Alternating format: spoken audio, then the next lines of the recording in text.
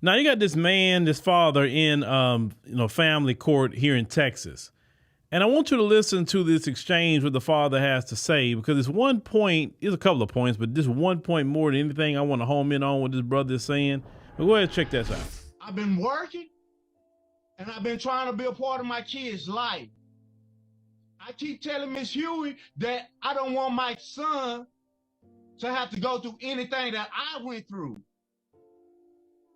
She have called me from the school because he's at school acting up. And it's always the same thing. I'm the one getting blamed. Well, he get it from you or stuff like this. If he get it from me, let me correct it. All I asked you to do, she said she was having so much trouble. I asked her to let him come stay with me just for a year.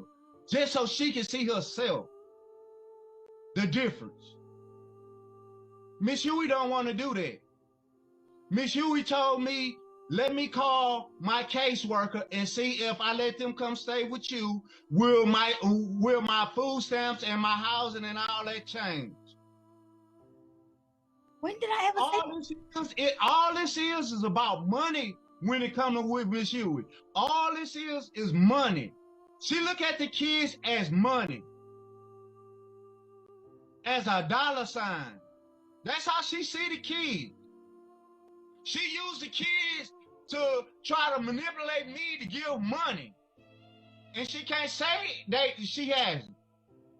I have sent money and then talk to the kids later and ask them, did they get their money? And they ask me what money.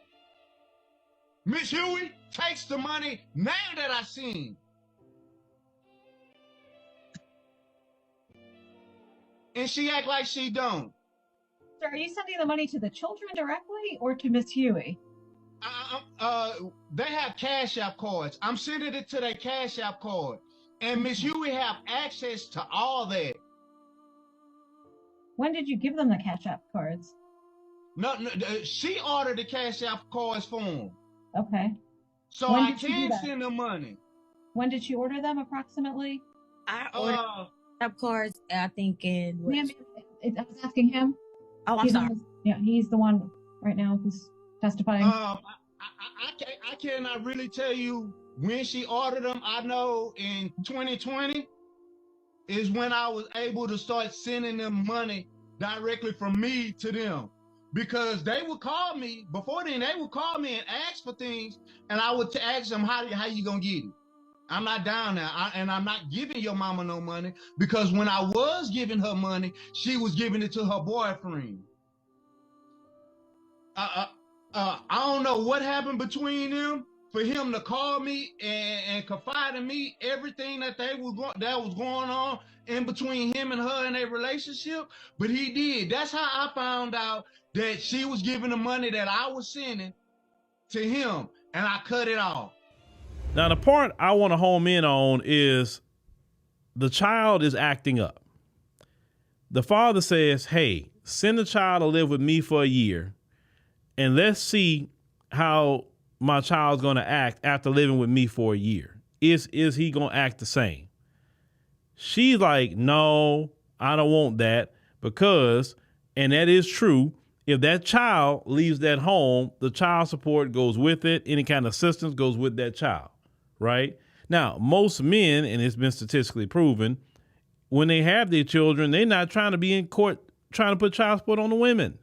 Most men would be like, hey, look, I'm raising my child. I got it. I mean, I don't, if you want to do something, go ahead, but I got it, right? But a lot of them don't want to lose that child, even though the father makes way more money, even though the father's in a better situation. And you heard that he's married. He has a wife. So he has a wife, a stable household. He wants his child because she can't handle him. Obviously, she can't handle him. So wouldn't that be best for the child? I'm a firm believer, especially when it comes to boys. That boy needs to go live with his daddy for sure by the age at minimum 10, but definitely by 11, 12. He needs to go be with his father because he has to learn how to be a man. That's first and foremost. You can't baby them boys.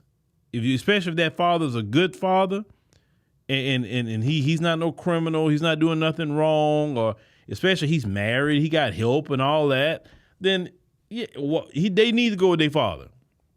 It's just that simple. Boys out here being underneath their mama, and you already know all the problems that these boys today have being underneath their mama. It's been horrible. It has not been productive at all for a lot of black boys in particular. These mamas today aren't the mamas like of old, at least like my mama's generation. No. These mamas dress any kind of way in front of their sons. They want to walk naked in front of their sons. They do all kinds of things in front of their sons. And it's horrible. So that man need his child. I don't know why a court, and listen, I've been through it, why the court don't want to give men their children they want them. I spent $16,000 in court trying to get the custody of my son. The court wouldn't even give them to me. Wouldn't do it. The court came, they had people come here, and in my house, they see I'm married, they seen all my finances, they seen where I live, better situation all the way around. And the court still didn't give me my son when I wanted to go for custody. Still didn't do it. So I know exactly what he's talking about because I've been there, done that. Only thing you can do is try to raise your child best way they can. Now, you can go to court if the child want to go to your house, but that's another procedure too. And you may not get that. But, I feel what brother talking about. I feel it because they try to hold on to them kids for that assistance all day long. And instead of doing what they got to do, right? And think about the child, not themselves. But I hope this brother, everything works out for him, but that's stressful.